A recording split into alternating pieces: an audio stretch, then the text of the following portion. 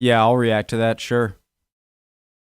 I was going to put these in the same video, guys, but I am not going to do that. So I'm going to, because I ended up kind of talking a bit in both of them. So I'm going to separate them into two. And here's my intro that I'm making afterwards for the second one, which is this one.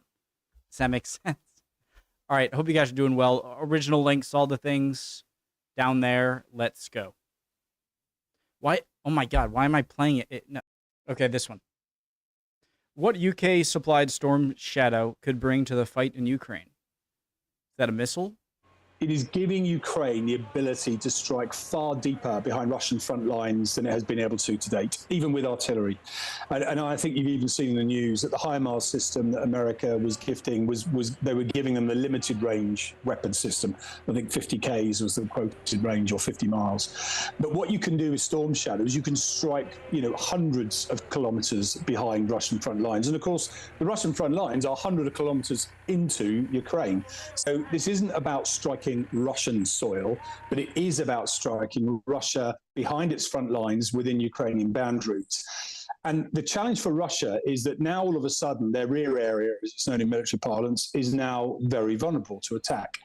And because we've seen this war on land being very much one about logistics, the sheer numbers of shells and troops and equipment having to be moved forward to the front to sustain the war and to maintain status quo requires a massive resupply effort. Now, that resupply effort requires you to store kit, transport kit, and then distribute it to the front line. If you now think your logistics hubs, storage points, railheads, bridges are now seriously under threat, and I'm including Crimea in this argument, as well as the bits within Ukraine mainland, if you will, then Russia is going to have to rethink how it fights. And if it's going to have to bring that stuff further away from the front, or spread it more thinly, or distribute it in a much more sort of clandestine way, it's going to slow down its war effort, massively slow it down. And if we destroy it in place, it will really hurt. So if you like, this is how air power approaches these problems.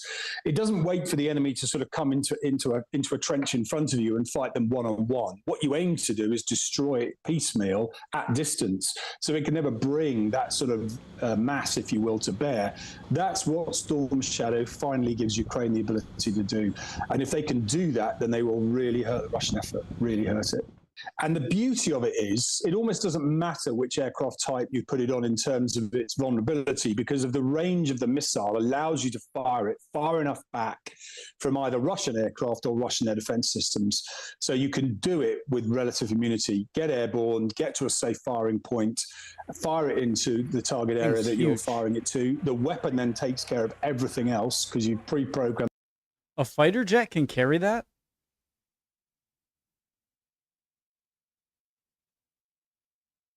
It must weigh, actually, I don't know how much it weighs. Target area that you're firing it to. The weapon then takes care of everything else because you've pre-programmed the target in. It's got a variety of means of finding and then striking that target. So the aircraft effectively fire and forgets. It turns away, lets it go, and can watch on the news what it does, quite frankly. So yeah, the airplane's only a very minor part of the firing chain, if you like. So it is literally about getting an electrical part of the firing chain. So that's it under it. And then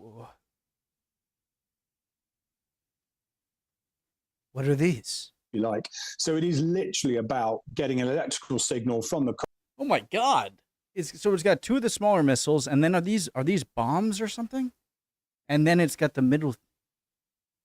It down to the weapon in order to fire it up, give an electrical pulse, and launch it off its rails. The missile then does its own thing. It's called an air launch cruise missile because it then becomes, if you like, not unlike a suicide drone, you could argue, but it's an air launched one in this case, and is a lot bigger and has a lot more punch.